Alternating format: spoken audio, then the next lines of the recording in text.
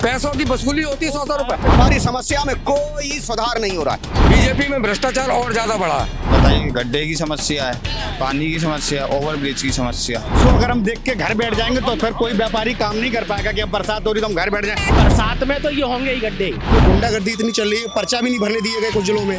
महीना खाड़ परेशान 500 रुपए पैदा नहीं होते, 500 रुपए चालान मिल जाता है। फायदा क्या उस चीज को? आपको वहाँ दलाल खड़े मिल जाएंगे, दलाल खड़े मिल जाएंगे। 3000 का बिल है, लाओ 2000 हमें देना। सपा की रेल मानना है तो सपा के घर में जाके हथगोला फेंकवा दो। रास्ताएं वो क्यों नहीं देख रही सरकार? शौचालय बंद पड़े हैं, बने हैं। जो काम सपा ने किया है यूपी में वो किसी पार्टी ने नहीं किया है। वो काम नहीं हो रहा है जो मतलब बुनियादी जरूरत हो। 3 महीने हो गए हैं, अभी ये समझ लीजिए पानी का नाम नहीं है। हम लोग कंप्लेंट करते हैं लेकिन उस पर अमल नहीं होता है। पिछले 20 वर्षों से लगातार चेयरमैन सपा का रहा है। यहाँ से सपा ही जीतेगी। जितना विकास इटावा में सड्डू गुप्ता ने किया है कोई विधायक सांसद कोई नहीं कर सकता है। मतलब भाजपा ने कुछ नहीं काम किया। विकास में हमारे कोई कमी नहीं रही। भाजपा के नेताओं को भी दिखाई दे रहा है। मोदी से बात कर लें, हम योगी से बात कर लें, यार गरीब तो कौन बात करेगा? चेयरमैन। नमस्कार, जनहित टाइम्स में आप सभी का बहुत बहुत स्वागत है। और हम जनहित टाइम्स जो है वो अपनी चुनावी चौपाल लेके पहुंच गया है यूपी के इटावा में, और यहाँ की समस्याओं को जानने, यहाँ की ही जनता से कि आखिर इटावा में क्या कुछ समस्याएं हैं। क्योंकि सांसद भी भाजपा के हैं और विधायक भी भाजपा के हैं। डेवलप कितना हुआ है इटावा, ये सवाल है आज यहाँ का। हमारे साथ बहुत सारे लोग भी हैं जो वो जुड़ेंगे और साथ ही बात करेंगे इटावा की जनता की समस्याएं क्या हैं। क्योंकि समय ऐसा है कि समाजवादी पार्टी का गढ़ इटावा को कहा जाता है, यूपी का राजनीति गढ़ इसको कहा जाता है।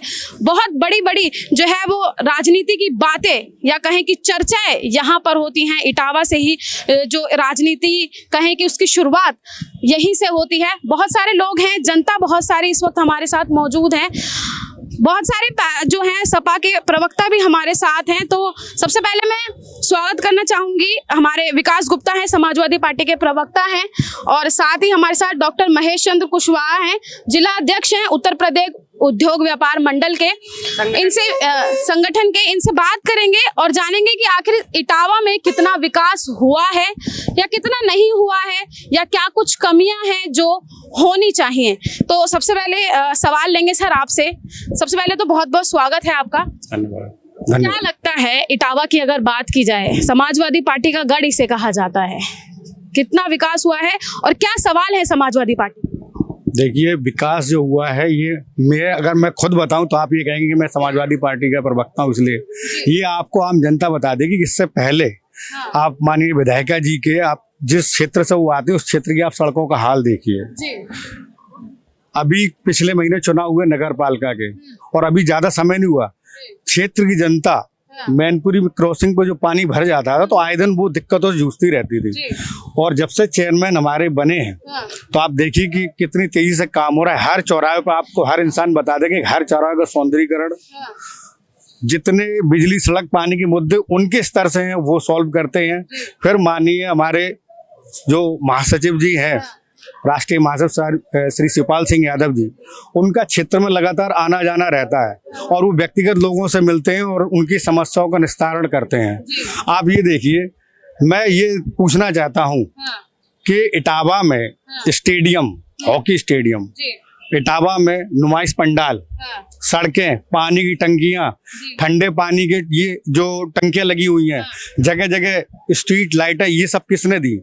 पिछले 8 साल से यहाँ पर विधायिका जी और बीजेपी की सरकार केंद्र में और उत्तर प्रदेश में भी है। लेकिन कुछ तो कमियां रही होंगी कि जनता ने चेंज चुना है, बदलाव चुना है। देखिए, कमियां का स्ट्रेटेजी हो सकता है कि हम लोग कहीं स्ट्रेटेजी में कमजोर रह गए, लेकिन विकास में हमारे कोई कमी नहीं रही। हो सकता है कुछ चुनावी रणनीतियां गलत रही हूँ, लेकिन विकास के अगर आप मुद्दे बात करोगे तो हमारे अलावा अभी बहुत सारे लोग, आपको व्यापारी वर्ग और आम जनता से आप पूछिए कि सपा के अलावा अगर कोई अन्य दल ने यहाँ पर कोई एक बड़ा विकास या कोई एक बड़ा काम बताया हो तो आप मुझे बता दीजिए कोई भी जनता से कि ये एक बड़ा काम बीजेपी की सरकार द्वारा किया गया। व्यापार की आप बात कर रहे हैं तो उन्हीं के जो हैं लोगों से जान लेते हैं, कुशवाहा जी से जानते हैं। सर, क्या कमियां हैं? सर कह रहे हैं हमने सबके लिए काम किया है, सपा ने सबके लिए काम किया है। भारतीय जनता पार्टी ने भी बहुत काम किए हैं। अच्छा, बहुत अच्छा काम किया है। रामनगर वाला जो ओवर ब्रिज है, जो भी सांसद जी ने हमारे इतना मेहनत करके उसको बनवाना शुरू कर दिया और टाइम भी दिया है कि जल्दी से जल्दी कम से कम 1 साल के अंदर बन के तैयार हो जाएगा।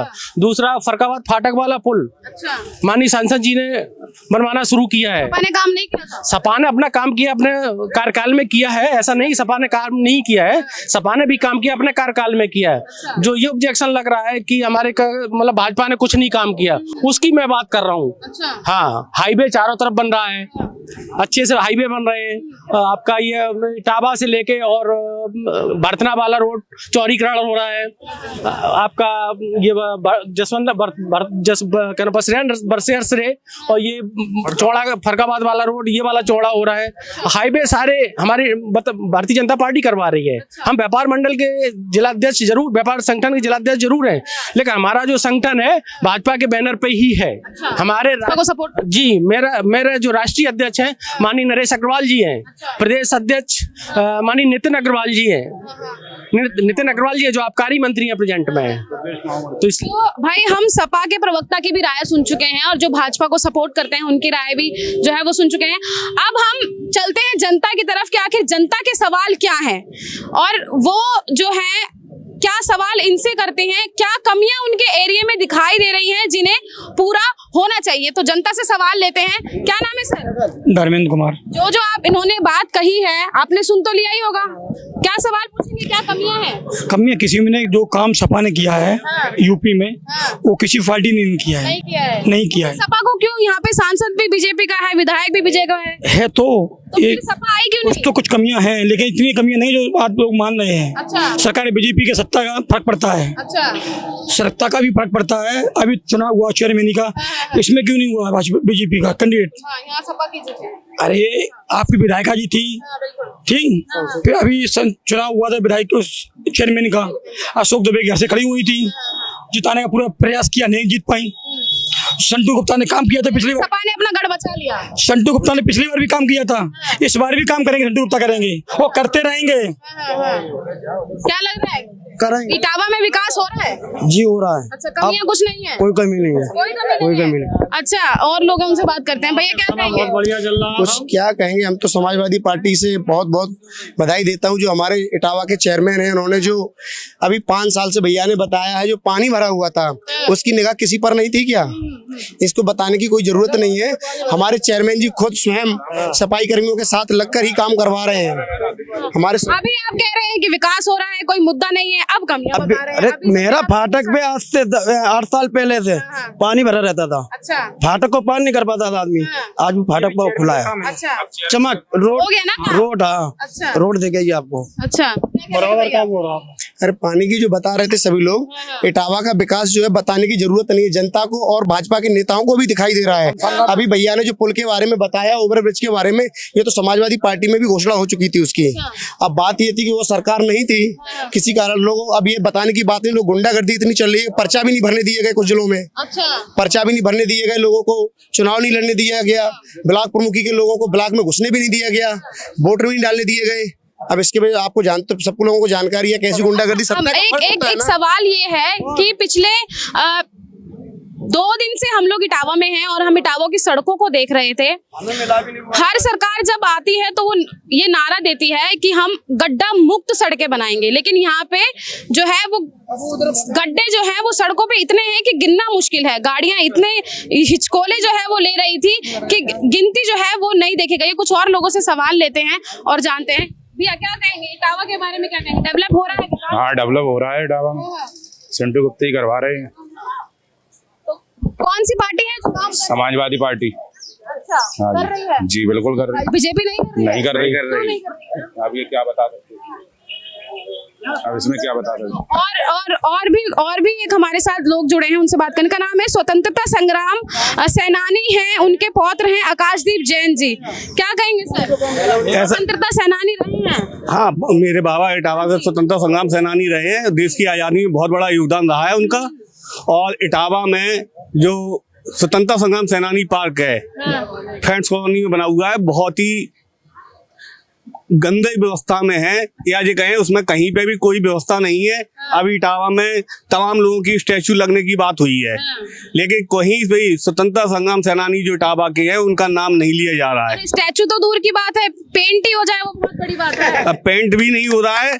और आप ये मानिए, अगर विकास की बात करें तो जो चंबल पुल है, जो इटावा और भिंड की मेन रोड है, सीमा को जोड़ता है, वो साल में 3 बार क्षतिग्रस्त हो जाता है, आवागमन बंद हो जाता है, जिससे व्यापार प्रभावित होता है और सवारियों को भी बहुत दिक्कत होती है। लेकिन सरकार कोई ऐसा उसका सब्स्टिट्यूट नहीं बना पा रही कि एक दूसरा पुल बनवा दे, क्योंकि उस पर इतना पुराना पुल हो चुका है कि बहुत जल्दी वो खराब हो जाता है। और अगर ट्रेन ना हो तो आदमी को आगरा होते हुए जाना पड़ता है। तो कोई ऐसा मतलब ठोस काम नहीं हो रहा है जो मतलब बुनियादी जरूरत हो उस पर काम किया गया हो। सरकार ने काम किए, जो जनप्रतिनिधि चुन के आता है अपने हिसाब से काम करता है। ना हम ये कह रहे हैं कि भाजपा के लोगों ने काम नहीं किया या सपा के लोगों ने काम नहीं किया, काम बहुत हुआ है, लेकिन जो बुनियादी जरूरत है, जो होना चाहिए, काम हुआ है, हम मानते हैं काम हुआ है। इटावा रेलवे स्टेशन के बाहर है हम लोग, और यहाँ पर एक शौचालय है जिसकी बदबू जो है वो मैं यहाँ तक फील कर सकती हूँ। जब ये साफ नहीं हुआ तो फिर बाकी तो बात ही नहीं। तो आपको बता तो रहे हैं, ये लोग समस्या नहीं है आपकी, जो यहाँ पे टॉयलेट है ये समस्या नहीं है। समस्या महिलाओं के लिए। आपको एक बात बताएं, चलो हाँ ये भी हम मान लेते हैं कि आदमियों के लिए तो चलो है, लेकिन महिलाओं का तो टॉयलेट ही नहीं है जी। वो बंद हो गया, महिलाएं कहाँ जाएंगी? सबसे बड़ी समस्या ये है। आदमी तो कहीं पे भी मुँह सकता है भाई, टॉयलेट कर सकता है, महिला कहाँ जाएंगी? आप ये बताइए। तो आप ये बात उठाते क्यों नहीं है? अरे उठाएं कहाँ से? आप जब आओ ना, आपके आज अब हम आए हैं, अब बताइए क्या समस्या है? क्या कह रहे हैं भैया?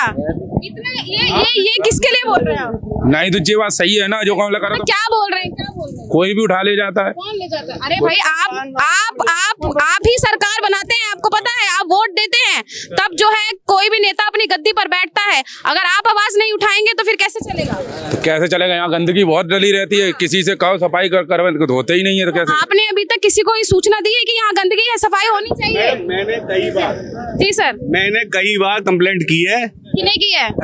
रेलवे स्टेशन पे जो यहाँ का सबसे बड़ा इंचार्ज होता है उनको हमने कंप्लेंट की है, लिखित में भी की है, और लेकिन ये समस्या दूर नहीं हुई है। जब यहाँ पर ये झंडा भी फट गया था, तिरंगा झंडा, उसके लिए भी कहा गया तो वो उतार लिया गया। तो ऐसा नहीं है कि हम लोग जागरूक नहीं है, कंप्लेंट नहीं करते हैं, हम लोग कंप्लेंट करते हैं, लेकिन उस पर अमल नहीं होता है। और होता है तो वो केवल उसी दिन के लिए अमल होता है जिस दिन के लिए ये कह दिया जाता है कि भाई आज यहाँ पर अमुक समस्या सफाई कर दी गई, उसके बाद भाई क्या कहेंगे सर? चेयरमैन आपकी हैं? ये रेलवे स्टेशन चेयरमैन, ये मेरी बात सुनिए, आप इसकी जानकारी, ये रेलवे के अधीन है। ये आप तो पहले अगर बाकी शौचालय, जो बात इन्होंने शौचालय की कही है, अभी चेयरमैन को बने हुए कितना समय हो गया, और जो बात इन्हें नहीं कही है, संज्ञान तो लेना चाहिए। संज्ञान में हम तब लेंगे जब ये बताएंगे। अब मेरे सामने आज आया है, अब ये संज्ञान में पूछ सकते हैं इनसे। संज्ञान। एक मिनट मेरी बात सुनो, ये आता रेलवे परिषद में, नगर पालिका में नहीं है, ठीक है? नहीं, बाकी सड़कों पे तो शौचालय होने चाहिए ना महिलाओं के। शौचालय बंद पड़े हैं, बने हैं, एक सेकंड, बने हैं, ताले बंद हैं।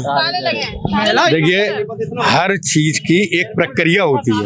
आपने बता दिया कोई चीज टूटा हुआ है, कोई चीज खराब है, तो वो इमीडिएट नहीं होता, हमने तो जो देखा हमने एक लीगल प्रोसीजर होता है। अब हमें अभी बने हुए कितना समय हुआ है, आप अभी उसके टेंडर होंगे, सारी चीजें होंगी, और अभी नहीं भी हुआ, उसके बावजूद आप देखिए कि कितना तेजी से हम उम्मीद कर लें कि आने वाले कुछ महीनों में हो जाए। बेटू भाई ने भी बात कही थी, ये बात इनकी बिल्कुल सही है कि चंबल पुल की समस्या एक बहुत बड़ी समस्या है, वो आए दिन क्षतिग्रस्त होता है। और चंबल पुल एक ऐसा पुल है जो इटावा और एमपी दो जिलों को जोड़ता है, दो जो जिले हैं, 2 राज्य हैं, उनकी सीमाओं को जोड़ता है। तो वो बहुत महत्वपूर्ण पुल है, और वो बहुत महत्वपूर्ण करी है, वो काफी पुराना बना हुआ है। हम तो खुद ये कहना चाहते हैं कि आज 8 साल से आप देख रहे हो, केंद्र में माननीय मोदी जी हैं, स्टेट में माननीय योगी जी हैं, यहाँ पे आपके सांसद हैं, आपके विधायक हैं, आखिर 8 साल में आपने क्यों नहीं ये टेंडर प्रक्रिया की? आखिर क्यों नहीं? अभी जो ये बात कर रहे हैं आप ओवर, ये तो सपा सरकार की योजना थी जो अभी ये फीते कट रहे हैं, तो ये क्यों नहीं हो सकता? आखिर 8 साल में नींव तो रख दी जाती है, लेकिन लेकिन चीजें बन नहीं पाती हैं। देखिए, शिलान्यास करना अलग चीज है और उद्घाटन करना चीज अलग है। अभी आप ये पुल तो बहुत बड़ी बात है, आप उस क्षेत्र के तरफ चले जाइए और वहाँ की सड़कें ही देख लीजिए भाई, पुल तो एक बहुत बड़ी प्रक्रिया है, बड़ा लेवल है, लेकिन ये तो बहुत छोटी चीज है, इसको क्यों नहीं बनाया गया?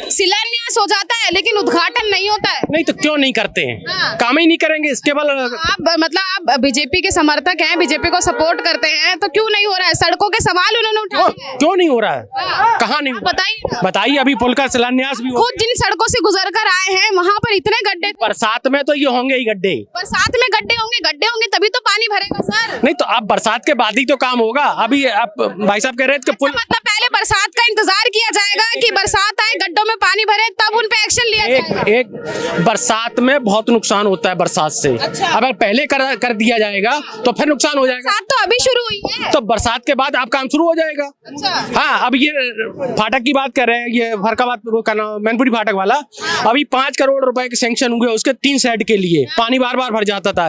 एक नाला बाईपास के किनारे ITI से लेके पचावली रोड तक एक बड़ा नाला सैंक्शन के लिए दिया अभी माननीय सांसद जी ने। अब जब पानी का निकास हो जाएगा, सफाई समय भी होती थी तो क्या सड़कें नहीं बनती थी? बरसात तो एक सर्दी, बरसात और गर्मी ये एक नेचुरल प्रक्रिया है, और इसको अगर हम देख के घर बैठ जाएंगे तो फिर कोई व्यापारी काम नहीं कर पाएगा कि अब बरसात हो रही तो हम घर बैठ जाएं। ऐसा हो गया है कि बीजेपी के लोग सरकार में हैं तो बारिश हो रही है, नहीं तो सपा में हम ये बताइए, अभी पासपोर्ट का शिलान्यास हो गया 2-3 साल पहले, पासपोर्ट कार्यालय का सभी जानते हैं शिलान्यास हुआ, क्या हुआ उसका कार्य, कितनी प्रगति पे है? आखिर इटावा के लोगों को एक पासपोर्ट कार्यालय की बहुत जरूरत है, जिसकी बरसों से मांग है। उसका आप लोग 2 साल पहले शिलान्यास कर चुके, आखिर वो अभी तक क्यों नहीं हुआ कंप्लीट? आपको जानकारी नहीं है, बस शुरू होने ही वाला है। Within week madam, within week तारीख नहीं, विदिन वीक 1 हफ्ते के अंदर अब चालू हो जाएगा। ये सब कुछ हो गया, ऑफिस बन गया, सब कुछ हो गया वहाँ। ऐसा नहीं कि नहीं हुआ वो पासपोर्ट के लिए। ये मूलभूत समस्या है कि यहाँ पर मेडिकल केयर यूनिट बना हुआ है पुराने शहर में, और उसको में कोई भी व्यवस्थाएं नहीं है। बिल्डिंग जर्जर होती जा रही है। उद्घाटन हो गया, उद्घाटन के बाद वो चालू ही नहीं हो पाया, उसे कंडम की स्थिति हो गई है, गिरने की कगार पे है। डॉक्टरों की नियुक्ति नहीं है, दवाइयां नहीं है, बेड नहीं है, केवल सफेद हाथी बन के रह गया। जबकि बहुत बड़ी जनसंख्या पुराने शहर में है, जो उन्हें यहाँ तक आने के लिए, मोती झील आने के लिए 100 रुपए 200 रुपए खर्च करना पड़ते हैं अगर रात बेरात आती है तो। लेकिन वो दवाइयों की वहाँ पर कोई व्यवस्था नहीं है, डॉक्टरों की व्यवस्था नहीं है। तो सरकार, ये भी तो व्यवस्था सरकार को ही देनी है। पासपोर्ट से ज्यादा तो लोगों को चिकित्सा की जरूरत है। हाँ, तो पुराने शहर में अब कोई प्रेग्नेंट है, किसी की डिलीवरी होनी है, तो वो अब यहाँ तक आएगी, तब तक तो उसको 2 घंटे लग जाएंगे। तो वो व्यवस्थाएं वो क्यों नहीं देख रही सरकार? सरकार के लिए बहुत सारे सवाल हैं, और भी जनता है। क्या नाम है जी? हमारा नाम बता दीजिए, काय भाग है? एहसान है। एहसान नाम है जी। अच्छा, तो एक समस्याएं बता दीजिए, क्या है आपके एरिया में? हमारे एरिया में दूर से हम लोग आपकी समस्या जानने आए हैं, आप लोग बोलेंगे नहीं तो कैसे चलेगा? हमारे एरिया में क्या समस्या है? हमारे एरिया में तो ये 3 महीने हो गए हैं, अभी ये समझ लीजिए पानी का नाम नहीं है। अच्छा। पानी बिल्कुल नहीं आता, चाहे मोटर लगाएं। और जगह देखते हैं, स्टेशन एरिया में देखते हैं, बाहर देखते हैं, मार्केटों के अंदर खूब पानी आता है प्रेशर से। हम लोग यहाँ मोटर भी लगी है, तो 1-3 महीने से बिल्कुल पानी की समस्या है ही नहीं, पानी आ ही नहीं रहा है। कंप्लेंट भी दिया है 4-5 बार, पर कंप्लेंट नगर पालिका में कंप्लेंट भी दी है हमने, उसकी कोई समस्या समाधान कोई नहीं हुआ उसका। अच्छा जी। सर, एक और सवाल आ गया है आपके लिए। सवाल तो आते रहे। जी, देखो सर कैसे है, अब तो पानी की समस्या भी आ गई। नलकूप बंदा है। और देखिए, हमें लगता है शायद आपको जानकारी नहीं है, नलकूप एक्सचेंज हो गया है, 2-4 दिन में वो चालू होने वाला है। अभी हमें बने हुए 1-2 महीने को समय तो दीजिए आप। अच्छा। अभी आप 8 साल उनको झेल गए, तो 2 महीने हमें कम से कम 6 महीने तो दीजिए। और फिर भी आप 1 महीने में तो देखा होगा कि हमने कितना काम किया। विधायक नहीं कर पाए। यमुना घाट पे काम किसने किया? संटू गुप्ता ने। कालीवन मंदिर पे काम किसने किया? संटू गुप्ता ने। मस्जिदों में काम किसने किया? संटू गुप्ता ने। जितना विकास इटावा में संटू गुप्ता ने किया है, कोई विधायक संसद कोई नहीं कर सकता है। मैं जनता से कह रहा हूँ, उनको विधायक बनाइए, संसद बनाइए, जाके इटावा में विकास हो सके। तो आप ही तो बनाएंगे। तो बनाना चाहते हैं, मेरे वोट से बन जाओ तो मैं अपना वोट दे दूं। एक वोट कीमती है। मैं तो चाहता हूँ ऐसे आदमी को विधायक संसद बनना चाहिए। मैं तो साथ में हूँ। अच्छा। जो विकास करेगा उसी को मैं वोट दूंगा, चाहे बीजेपी का हो, सपा का हो, चाहे कांग्रेस का हो, चाहे किसकी हो। सिटी को कौन देखता है? चेयरमैन। सिटी को कौन देखता है? चेयरमैन। विधायक किन को देखते हैं? लखनऊ। सांसद किन को देखते हैं? दिल्ली। मोदी से बात कर लें, हम योगी से बात कर लें, या गरीब तो कौन बात करेगा? चेयरमैन। ठीक है, आ रहे हैं ना, काम हो रहा है ना, नहीं? बिल्कुल। हो रहा है बढ़िया एकदम। समस्या सुलझ रही है यानी कि? क्या नाम है? समस्या नहीं है? समस्या क्या, रात में रोज पुलिस वाले आते हैं, डंडे मारते, भगो भगो भगोचे करते हैं। क्यों भगाते हैं? वो कहते हैं तुम चोरी कर रहे हैं।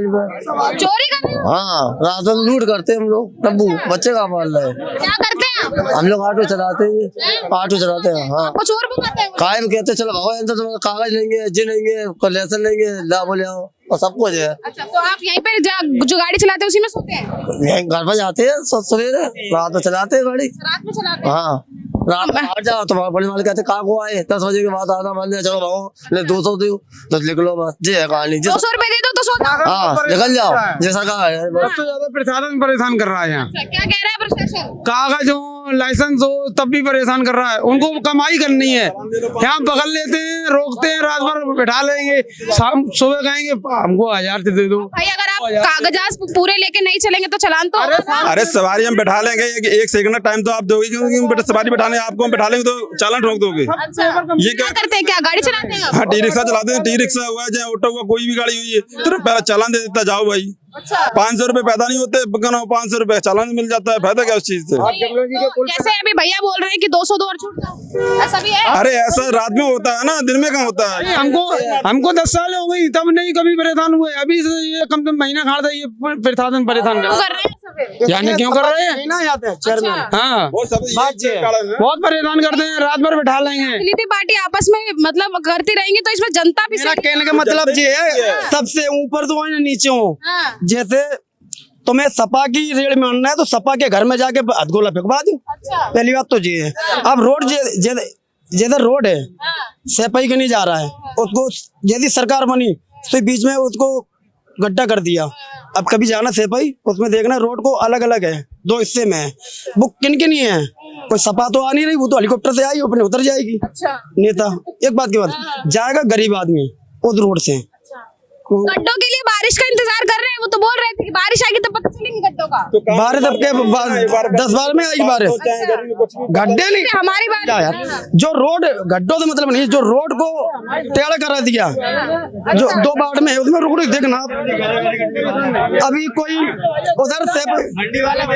उधर सबसे ज्यादा सेपई की नहीं, मेडिकल कॉलेज की नहीं जाते हैं, सब मरीज ही होते हैं। और कोई अच्छे भी जाते हैं, उनको देखने वाले भी जाते हैं।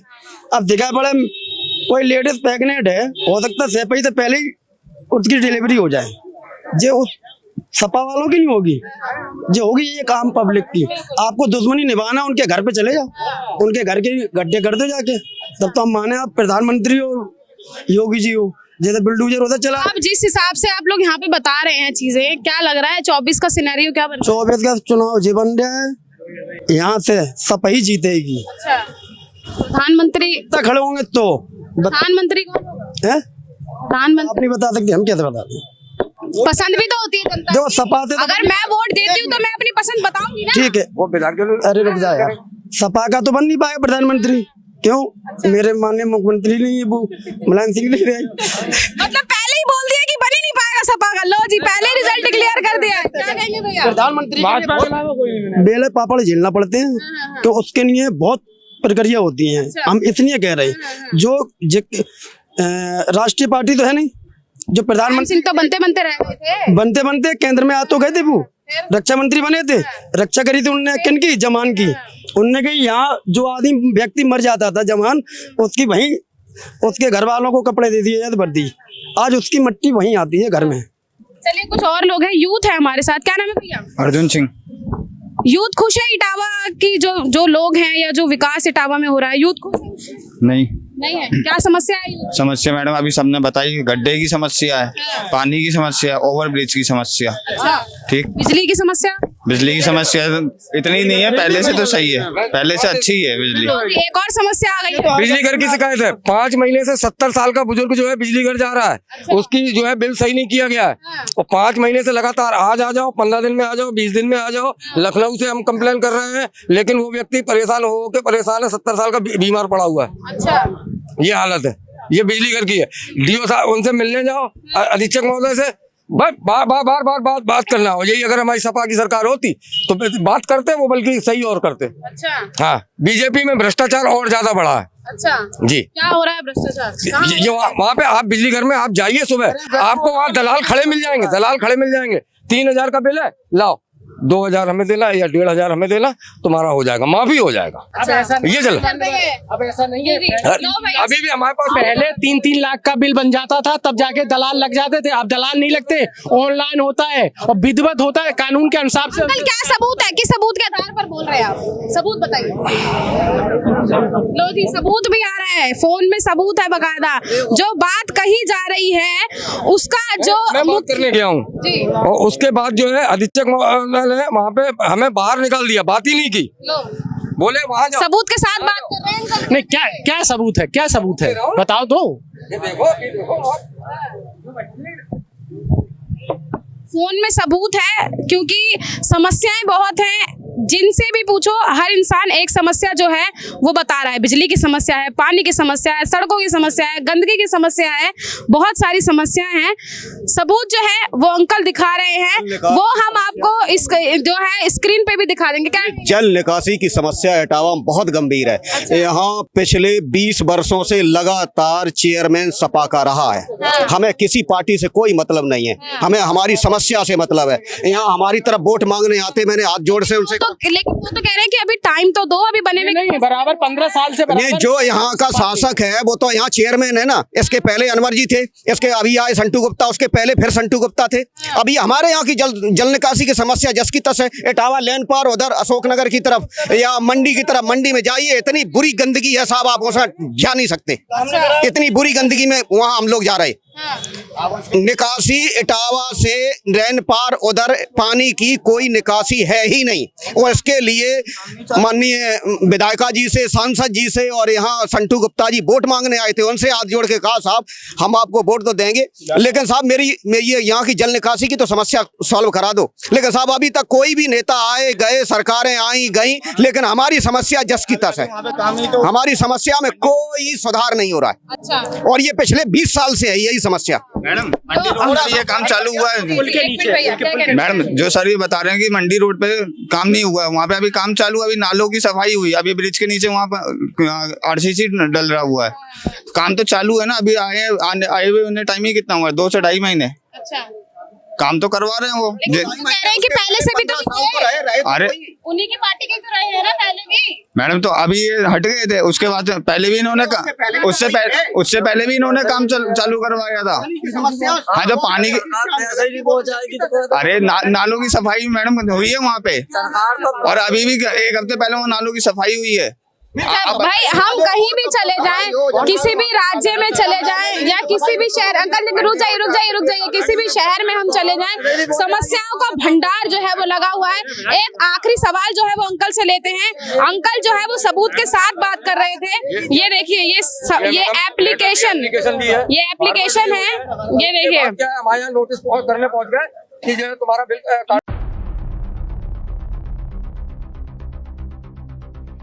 किया जाएगा। माता जी थी, बिल काटने पहुंच गए। जब हम लड़ने को तैयार हो गए, हमारा कैसे कट जाएगा, हमारी एप्लीकेशन लगी, मैं आपको खुद दे के आया हूँ।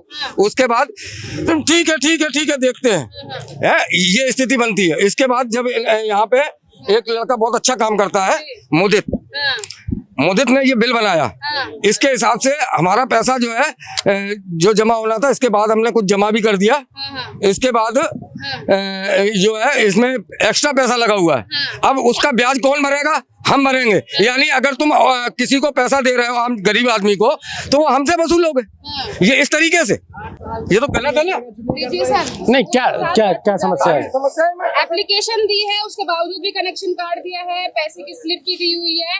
नहीं, किस बात का आपके पास ये वो था, बिजली का बिल? नहीं, तो आपने पहले जमा नहीं किया था ना? नहीं, पहले जमा किया, मैं बराबर जमा। नहीं, तो 46,000 ये कहाँ से हो रहा है आपका? 40,000 इसलिए हो रहा है सर, आपके यहाँ से जो रीडिंग लेने जाता है, हाँ। आप पूरे मोहल्ले से बात करिए चल के, पूरे मोहल्ले से रिकॉर्ड लीजिए चल के। पूरे मोहल्ले के सामने मैं 1.5 साल तक उससे गुहार करता रहा कि मेरा बिल क्यों नहीं निकाला जा रहा, मेरा बिल क्यों नहीं निकाला। बोला तुम्हारा मैं नहीं निकालूंगा।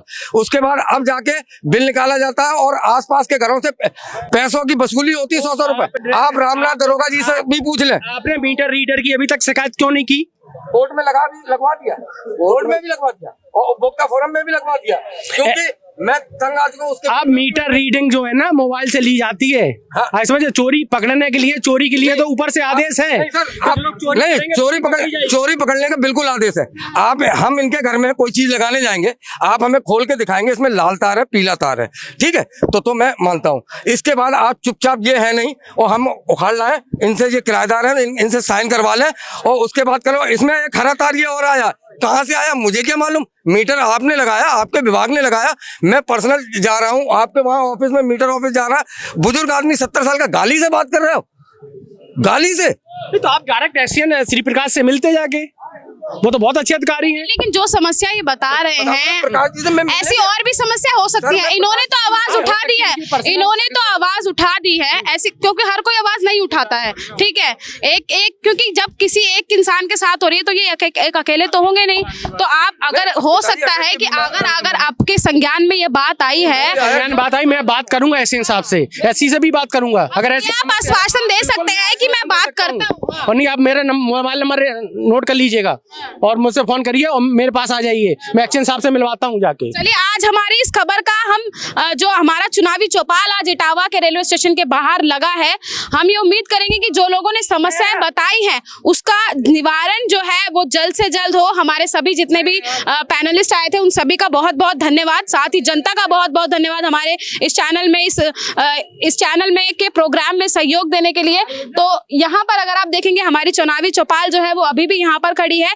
तो आज हमने इसकी शुरुआत करी थी यूपी के इटावा से, और अब ये चुनावी चौपाल जो है वो हमारे देश के लगभग सभी जगहों पर जाएगी और इसी के साथ ही चुनावी चौपाल लगाएगी और आपके जो शहर है, आपके एरिया में आके आपकी समस्याएं जानेगी और जानेगी 2024 में वो किसे देख रहे हैं, कौन प्रधानमंत्री, किसे प्रधानमंत्री बना रहे हैं, या फिर बदलाव जो है वो इस बार 2024 के चुनाव में देखने को मिलेगा। जनता की समस्या बहुत है, हम भी यहाँ पर 2 दिन से हैं, हमने भी इटावा की जो है जमीनी हकीकत देखी है। बिजली की समस्या है, पानी की समस्या है, सड़कों की समस्या है, गंदगी बहुत है, लेकिन इससे छुटकारा कब मिलेगा यहाँ की जनता को, ये आने वाला वक्त ही बताएगा। तो जनहित टाइम्स की इस चुनावी चौपाल में फिलहाल के लिए बस इतना ही। कैमरा पर्सन गजनवी पाशा के साथ मैं निशा लखवाल, जनहित टाइम्स इटावा।